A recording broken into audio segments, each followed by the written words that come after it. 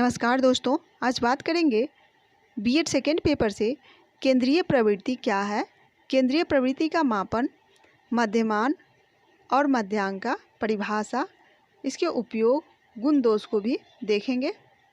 तो सबसे पहले शुरू करते हैं, केंद्रीय प्रवृत्ति क्या है। केंद्रवर्ती मान किसी संपूर्ण समूह का वह प्रतिनिधि प्राप्तांक होता है जिसके आसपास उस समूह के अधिकतर प्राप्तांक केंद्रित होते हैं। इस प्रकार से भी दे सकते हैं कि किसी समूह की केंद्रीय प्रवृत्ति को संक्षेप में जो प्रकट किया जाता है और उसका जो मान होता है उसे ही केंद्रीय मान कहा जाता है।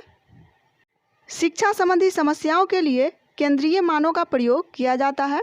छात्रों को भिन्न भिन्न विषयों में जो अंक प्राप्त होते हैं उनमें कोई ना कोई ऐसा अंक अवश्य होता है जिसके निकट या आसपास दूसरे अंक भी होते हैं। जैसे कि मान लीजिए 9 विद्यार्थियों ने इतिहास में 9, 12, 13, 14, 15, 16 व 17 अंक प्राप्त किए।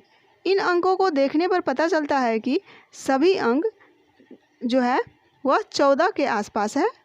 कोई अंक 14 से कुछ कम है तो कोई कुछ अधिक है। दूसरे शब्दों में इस प्रकार कहा जाता है कि सभी अंकों की प्रवृत्ति 14 की ओर जाने की है। इसे ही केंद्रीय प्रवृत्ति कहते हैं। केंद्रीय प्रवृत्ति की परिभाषा जो है शिक्षाविदों ने कुछ इस प्रकार से दिया।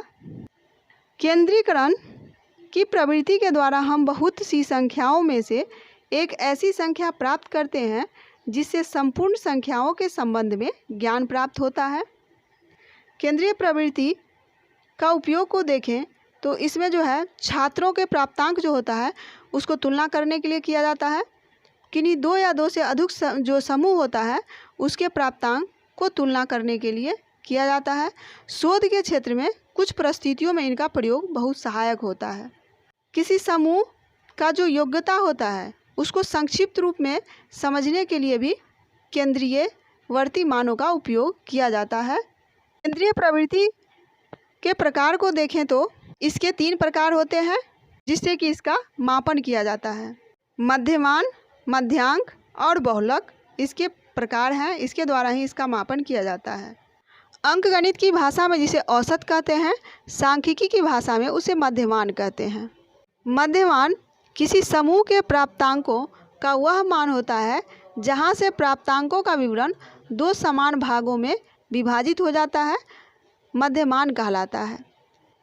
किंग के अनुसार देखें तो मध्यमान वह मूल्य है जो समंक माला के सभी पदों के योग को मापकों की संख्या से भाग देने पर प्राप्त होता है।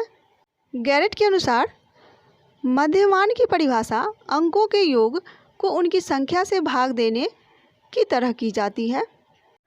मध्यांक का अर्थ साधारणतः माध्यिका पदमाला के बीच का मूल्य होता है एवं जो पूर्ण पदमाला को 2 बराबर भागों आरोही अथवा अवरोही में विभाजित करता है। दूसरे शब्दों में देखें तो यदि किसी पदमाला को विभिन्न संख्याओं को आरोही या अवरोही क्रम में व्यवस्थित कर दिया जाए तो उस केंद्रीय पद के मुख्य को माध्यिका कहते हैं।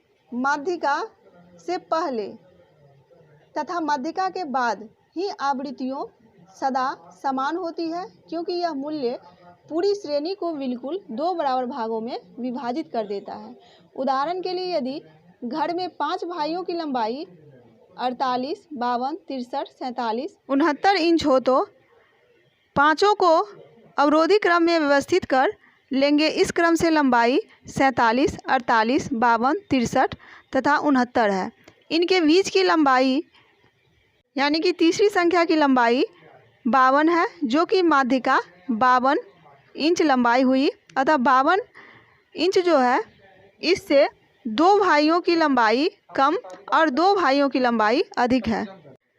गिलफोर्ड के अनुसार मध्यांक की परिभाषा मापक के उस पैमाने के इस बिंदु से की जाती है कि जिसके ऊपर ठीक आधे अंक तथा जिसके नीचे ठीक आधे अंक स्थित होते हैं। ये था केंद्रीय प्रवृत्ति से संबंधित प्रश्नों का उत्तर। धन्यवाद।